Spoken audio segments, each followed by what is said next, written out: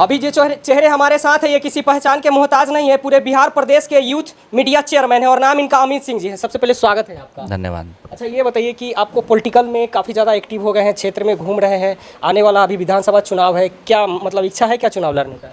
देखिए, राजनीति अगर जो आप करते हैं तो आपका हमेशा कोई भी कार्यकर्ता होगा वो हमेशा चाहता है कि हम चुनाव लड़ें, और इच्छा की बात है जहाँ तक, तो इच्छा बिल्कुल है। अगर जो पार्टी चुनाव इस बार में मौका हमको देती है तो हम लड़ेंगे ही, चुनाव ज़रूर लड़ेंगे। तो जिस प्रकार से यहाँ पे भारतीय जनता पार्टी है, लालगंज विधानसभा क्षेत्र में आपका घर आता है और भारतीय जनता पार्टी के खेमे में अभी ये सीट है, काफ़ी ज़्यादा संघर्ष आपको नहीं लगता है? देखिए, लालगंज विधानसभा में जो लालगंज की जनता है, आपको पता होगा कि यहाँ का जो एमएलए हम लोग के याद में रहे हैं, यहाँ के जो एमएलए रहे हैं अभी तक इस विधानसभा को, एमएलए तो हर बार चुनाव होता है कोई ना कोई बन जाता है, लेकिन कोई एक ऐसा लीडर नहीं मिला जो इस लालगंज को पूरे बिहार में, पूरा देश में रिप्रेजेंट कर पाए, यहाँ के जनता में ये भाव जगा पाए कि हमारे यहाँ के जो एमएलए हैं, विधायक हैं, वो बहुत ही अपने जनता से जुड़ाव को लेके या फिर उसके बीच रहने के कारण बहुत ज़्यादा फेमस हुए हों, या वो बहुत ज़्यादा उनको लोगों में बहुत ज़्यादा अपनापन टाइप का हो, ऐसा कुछ ऐसा हुआ नहीं है। क्योंकि अभी वर्तमान में एमएलए हैं, आप जानते हैं कि वर्तमान में उन्होंने कल ही सिरसा पंचायत में उन्होंने एक बोर्ड लगाया, उस बोर्ड पे लिखा हुआ था किसी योजना का कि उद्घाटन, और उसके बाद नीचे लिखा हुआ था इतना से इतना तारीख तक पूरा हुआ कार्य, जबकि वो कार्य हुआ ही नहीं है। ग्रामीणों ने सवाल भी पूछा कि भाई ये बोर्ड किस बात का लगा, आपने क्यों लगवा दिया ये शिलालेख? तो उन्होंने कहा कि ऐसा है कि ये जो लगाया जा रहा है उसका उद्घाटन है। तो लोगों ने कहा कि भाई योजना का उद्घाटन होता है, किसी भी सड़क बनती है और कोई कार्य होता है उसका होता है, तो आप ये पट लगा दिए, इसका कौन सा उद्घाटन होता है? तो कहने का मतलब है कि इस जनता जो है यहाँ की, वो चीज़ों को देख रही है, इस बार बहुत ही माइनॉरिटी तरीके से देख रही है। क्योंकि यहाँ के जो एमएलए बीजेपी के हैं वो कोई पॉलिटिकल आदमी नहीं है, वो नॉन पॉलिटिकल आदमी थे, नौकरी करते थे, वहाँ से उठा के और किसी बड़े नेता का हाथ सर पे हाथ रखा और उनको चुनाव लड़ा दिया गया और जीत भी गए। और बीजेपी के जो कार्यकर्ता थे पिछली बार, आप जानते होंगे कि संजय सिंह थे, बीजेपी के ही कार्यकर्ता थे, बहुत पुराने, और मुझे लगता है कि हम लोग बचपन से उनको देख रहे हैं कि जो बीजेपी में बहुत एक्टिव थे संगठन को लेके, और बहुत उन्होंने तो अपना, मुझे एक बार मुलाकात हुआ था उनसे, उन्होंने कहा कि अमित भाई अब कितना ज़मीन बेच के इस पार्टी को हम सींचे। लास्ट टाइम उनके साथ हुआ कि वो चुनाव लड़े नहीं, उनका टिकट काट के, और बड़े नेताओं ने अपने जो भी उनके भाई थे उनको उन्होंने दे दिया टिकट। तो जनता में बहुत ज़्यादा बीजेपी के कार्यकर्ता इस बात से बहुत नाराज़ हैं कि भाई आप कैसे लोगों को यहाँ चुनाव लड़वा रहे हैं जो कहीं है नहीं, है ना। उनका काम करने का टेंडेंसी है, उनका जो व्यवहार है वो बहुत ज़्यादा ख़राब है लोगों के प्रति। अभी एक रूपक जी टीचर हैं, उनके पिताजी को उनके गांव में गया, लोगों ने कहा कि भाई मातपुर से पकड़ी का ये सड़क है, इसको कब बनवाएंगे, 4 साल हो गया आपको। तो उनके पिताजी को उन्होंने कह दिया कि भाई आपका दिमाग ख़राब है और आपके बेटे का भी दिमाग ख़राब है। इसकी प्रतिक्रिया उन्होंने फेसबुक पर दिया, हमने देखा है उसको, मैं मिला भी उनसे। तो उन्होंने कहा कि देखिए हमारे बुजुर्ग पिता के साथ उन्होंने कैसा व्यवहार किया, और उन्होंने ये उनके साथ किया सो किया, उनको कहा कि आपका भी दिमाग संतुलन सही नहीं है, आपका बेटा का भी सही नहीं है। और जब भी जाते हैं लोग यहाँ एमएलए से पूछ रहे हैं सवाल, तो ऐसा है नहीं कि समाज का कोई बहुत ही मानद लोग उनके साथ कभी दिखते भी हैं, ऐसा नहीं है। उनका तो बदतमीजी इतना ज़्यादा फेमस हुआ कि पटना में अपने ही अरुण सिन्हा, जो काफ़ी पुराने लीडर हैं पटना के, आप देखे होंगे कि वीडियो वायरल हुआ था कि धक्का धुक्की कैसे कर रहे थे माइक पर आने के लिए। तो इस बार जो है यहाँ की जनता जो है वो इस एमएलए को बर्दाश्त करने के मूड में नहीं है। पिछले 10 सालों में जिस प्रकार से भारतीय जनता पार्टी ग्रोथ की है और कांग्रेस का जनाधार कमते गया है, तो क्या लगता है कि ये बहुत चुनाव विधानसभा चुनाव आने में बहुत थोड़ा वक्त है और काफ़ी संघर्षशील चुनाव होगा? विधानसभा, ये बात सत्य है कि 10 साल में भाजपा ग्रोथ की थी। 2014 में बहुत बड़ा मैंडेट मिला उनको, 2019 में मिला, लेकिन 2000 जो अभी का 24 का जो मसला है उसमें आप देखिए कि उनका ग्राफ कितना कम गया। उनको झूठ बोलना पड़ा, भारत के प्रधानमंत्री और उनके जितने भी लीडर हैं सबको ये कहना पड़ा कि 400 पार, 400 पार, रह गए कहाँ, 250 भी नहीं पहुंच पाए। और मैं आपको बताऊं कि भाजपा का जो जनादेश वो बढ़ा नहीं है, घटा है। उनका दलित वोट बैंक है। अभी दलित वोट बैंक अभी जो केरल में भारतीय जनता पार्टी के प्रदेश अध्यक्ष, राष्ट्रीय अध्यक्ष और आरएसएस की जो मीटिंग हुई है, जो वहाँ पे एक आयोजन किया गया एक बड़े मीटिंग का, उसमें मुद्दा क्या था? मुद्दा यही था कि राहुल गांधी के जो फैसले हो रहे हैं या फिर जो वक्तव्य दिया जा रहा है उसी पे बीजेपी काम कर रही है। मतलब ये वो हो गया है कि लोगों को मानना पड़ रहा है कि राहुल गांधी जो कह रहे हैं भाजपा को करना पड़ रहा है, इतना अभी कांग्रेस स्ट्रांग हुई है। और इधर जो आप कह रहे हैं कि कमा कांग्रेस का, तो मैं बता रहा हूँ कि मैं बिहार से अभी जो भारत जोड़ो न्याय यात्रा था उसमें मैं कम्युनिकेशन टीम में था, राहुल जी के उनके कम्युनिकेशन टीम में हम भारत जोड़ो न्याय यात्रा में काफ़ी 22 दिन तक हम घूमे उनके साथ। मैं आपको बता रहा हूँ कि जिस क्षेत्र में हो गया है, लोगों का बस यही कहना था कि राहुल गांधी हमारे बीच आया है, गांधी परिवार का कोई है जो हमारे बीच आया है। तो इसका रिजल्ट भी मिला, बंगाल में 9 सीट होते हुए देखिए कि 1 सीट वहाँ भी मिला, और उसका परिणाम बिहार में भी हुआ, हम 1 से 3 हो गए, और अलग अलग राज्यों में भी मिला।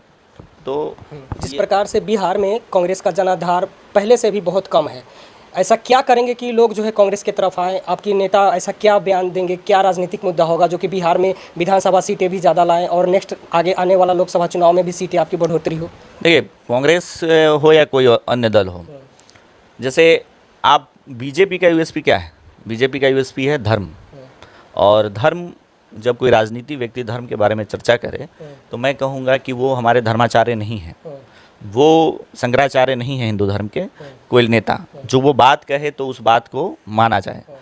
हमेशा धर्म जो भारत में है, भारत में धर्म को चलाने के लिए, धर्म को गाइड करने के लिए, आपको पता आदि गुरु शंकराचार्य ने स्थापना किया, और उसके बाद जो शंकराचार्य हुए वही हिंदू धर्म को दिशा देते रहे हैं।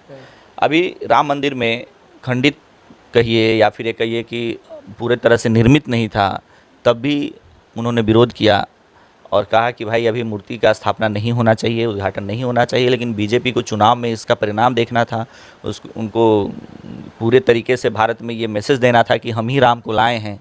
नरेंद्र मोदी जी हाथ पकड़े हुए राम जी का छोटा रूप और हाथ पकड़ के लेके जा रहे हैं, उस पर शंकराचार्य ने विरोध किया। अब उसका परिणाम देखिए, परिणाम क्या हुआ कि अयोध्या भी हारे, उपचुनाव में उत्तराखंड में भी हारे, केदारनाथ बद्रीनाथ जो भी है सब हारते चले गए। ऐसा हार का स्वीकार कर रहे हैं कि आरएसएस और भारतीय जनता पार्टी के बीच में कुछ मतभेद है, जो राष्ट्रीय अध्यक्ष जो बयान दिए कि अब हमें संघ की कोई ज़रूरत नहीं, हम अपने आप में स्ट्रांग हो चुके हैं और संघ जो है पूरी तरीके से इंटरेस्ट नहीं लिया, यही वजह है, मतलब वो लोग जैसा बता रहे हैं। नहीं, किसी के सर तो ठिकरा फूटना है। मैं कहता हूं कि जब सारे चुनावों का रिजल्ट नरेंद्र मोदी पे आके रुक जाता है कि नरेंद्र मोदी की वजह से ये चुनाव जीता गया, तो जब हारा तो इसमें संघ कहाँ से आ जाता है। दूसरी बात, जो भी बोले थे कि कांग्रेस क्या करेगी, आप कांग्रेस का मैनिफेस्टो को देखिए इस बार।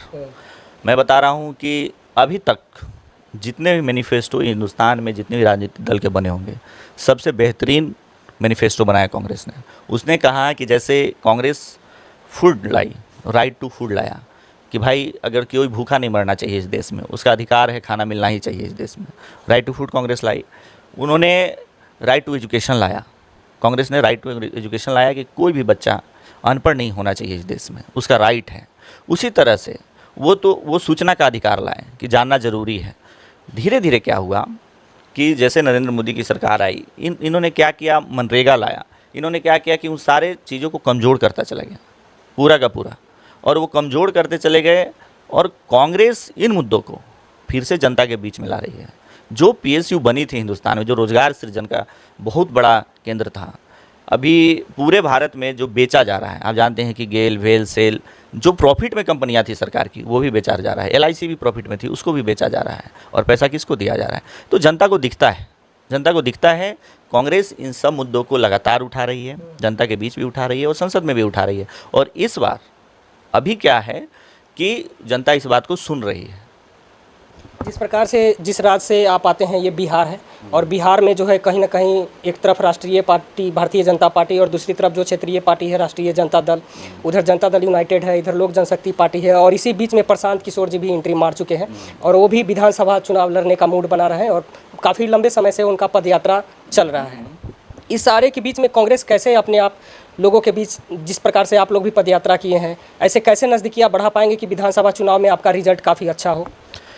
देखिए, प्रशांत किशोर का जहाँ तक मसला है, मैं बता रहा हूँ, जब हम दिल्ली पढ़ने गए थे और वहाँ यूपीएससी और पीसीएस का प्रिपरेशन करने गए थे, तो उस समय हम लोग 20-22 साल के लड़के थे और वहाँ पे अन्ना हज़ारे का मूवमेंट हुआ, अन्ना हज़ारे का आंदोलन हुआ। अरविंद केजरीवाल के साथ हम लोग हो गए, बहुत लंबे समय तक हमने बिताया। हम उस आम आदमी पार्टी के फाउंडर हैं, जो टोपी वाला और झाड़ू वाला पार्टी है। उस टोपी को मैंने बनाया था, हमको याद है अच्छे से, गीता मंदिर में वहाँ पे निर्माण की पहली मीटिंग हुई थी आम आदमी पार्टी, उसके छात्र युवा संघर्ष समिति जो CYSS है आम आदमी पार्टी के, उसके हम पहले मॉनिटर हैं, हम और संजीव झा और सरिता सिंह दो उनके MLA हैं अभी इस समय, और मैं तीनों। तो मैं जानता हूँ इस बात को कि प्रशांत किशोर क्या कह रहे हैं। प्रशांत किशोर तो उस भाषा के स्तर तक नहीं पहुँचे हैं, या ये कहिए कि लोगों को बेवकूफ़ बनाने का उस जो एक टेंडेंसी नई पॉलिटिकल पार्टी जो अपना रही है उस स्तर तक तो पहुँचे ही नहीं। अरविंद केजरीवाल तो चांद छोड़ के दुनिया का सब कुछ कह रहा था कि हम दे देंगे इस देश की जनता को, उस वहाँ तक तो अभी तक प्रशांत किशोर पहुँचे तक नहीं है। तो ये जैसे अरविंद केजरीवाल पार्टी बनने के बाद एक पॉलिटिकल मूवमेंट को बहुत ज़्यादा इस देश में ब्रेक किया गया, तोड़ा गया, यानी दूषित हुआ एक पॉलिटिकल मूवमेंट, उससे बड़ा ये मूवमेंट दूषित होगा। आपको हम बता रहे हैं, उसका कारण बता रहे हैं क्या है। अधिनायकवाद जब भी अधिनायकवाद होता है, सत्ता का केंद्र एक व्यक्ति पर निर्भर करता है, डिपेंड करता है, तो उसका कोई भी लिया गया फैसला जो है वो सही नहीं होता है। वो हमेशा फैसलों में एक मजबूती देखेंगे कि नहीं ये मजबूत है, और लेकिन मजबूत होता नहीं है, एनार्की की तरह काम करता है। और सरकार बनने के बाद भी वो आप देखिए कि वो जनता के लिए कुछ अच्छा रह नहीं जाता है। तो ये जितना प्रोसेस चल रहा है, एक बार प्रयोग हो चुका है इस देश में, अरविंद केजरीवाल ये प्रयोग कर लिए हैं, जनता ने उनको देख लिया है। तो प्रशांत किशोर के पास वो जो रोज़ नए नए मुद्दे और नई नई चीज़ें जो कहते हैं वो एक नहीं है, मतलब कोई ऐसा उनके पास ठोस मुद्दा अभी तक बना नहीं पाए लोगों के बीच में जिस पे वो हमला करे और सरकार चारों खाने चित हो जाए, ऐसा कुछ नहीं है। बहुत सारे लोगों का ये भी कहना है कि वो राजनीति के काफ़ी माहिर खिलाड़ी हैं, 2 बार से जो है नरेंद्र मोदी को प्रधानमंत्री बनाने में उनका हाथ है, ममता बनर्जी को मुख्यमंत्री बनाने में उनका हाथ है, राजनीति के में बहुत लंबे समय से वो सक्रिय रह चुके हैं, बिहार में कुछ भी कर सकते हैं। नरेंद्र मोदी को प्रधानमंत्री बनाने में प्रशांत किशोर का हाथ है, ये बहुत हास्यास्पद बात है। फिर RSS क्या करे, वो कहते क्या है, फिर तो ये मजाक की बात हो जाएगा।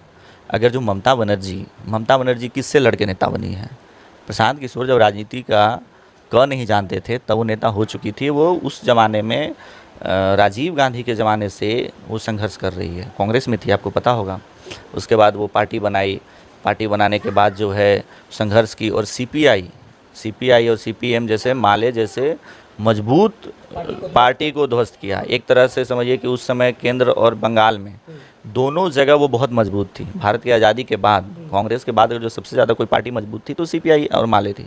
उसके बाद उन्होंने अपना जगह बनाया है। प्रशांत किशोर किसी दल को बना दें और किसी नेता को ये बना दें, ये झूठी बात है, ये मजाक का बात है। सब जानता है कि वो एक मैनेजर हैं, पढ़ाई लिखाई यहाँ से हुआ, विदेश गए, काम किया उन्होंने, एक मैनेजमेंट, और उन्होंने फिर इस देश के साथ धोखा किया। एक मैंडेट को, किसी भी जनता के मैंडेट को गुमराह करके किसी और की तरफ मोड़ देना, इसको राजनीति नहीं कहते हैं। राजनीति कहते हैं कि उसके संघर्षों से जो चीज़ें आती है या उसका जो ज़रूरत है जनता को, उसको देना, उस पर खड़ा उतरना राजनीति होता है कभी भी। बहुत सारे लोग का ये भी कहना है कि प्रशांत किशोर जो है भारतीय जनता पार्टी का B टीम है। प्रशांत किशोर पहले टीम तो हो जाए, प्रशांत किशोर अकेले हैं, प्रशांत किशोर टीम नहीं है। प्रशांत किशोर पैसे पे जगह जगह लोगों को रख रखा है चारों तरफ। आप देखिए, हमारे यहाँ भी आए थे आज से करीब 4 साल पहले, एक लड़का आया था, बोला हम IIM अहमदाबाद से है, जहाँ बैठे हुए यहीं पे बैठ के हमसे बातचीत किया कि प्रशांत किशोर जी हम आपके यहाँ आएंगे तो क्या लोगों को इकट्ठा करेंगे, क्या आप लोगों को बुलाएंगे? हम बोले क्यों बुलाएंगे भाई? तो प्रशांत किशोर आएंगे। हम बोले कहला आएंगे तो राजनीति ये जन मुद्दों को उठाएंगे। हम बोले जन मुद्दा को उठाने के लिए मैनेजर थोड़ा अपॉइंट किया जाता है, वो तो एक आवाज़ दीजिएगा, लोगों को लगेगा आपके साथ आ जाएगा। चलिए, बिहार में विधानसभा चुनाव आने वाली है, हम सोचे कि क्यों ना बिहार की चुनावी मुद्दे पे कुछ चर्चाएं हो जाए, तो इसलिए जो है हम इनके पास आए। बाकी आप लोग की क्या प्रतिक्रिया है, अपनी राय को कमेंट सेक्शन में आकर जरूर दीजिए, और वीडियो अच्छी लगी तो जरूर शेयर करिएगा। बहुत बहुत धन्यवाद।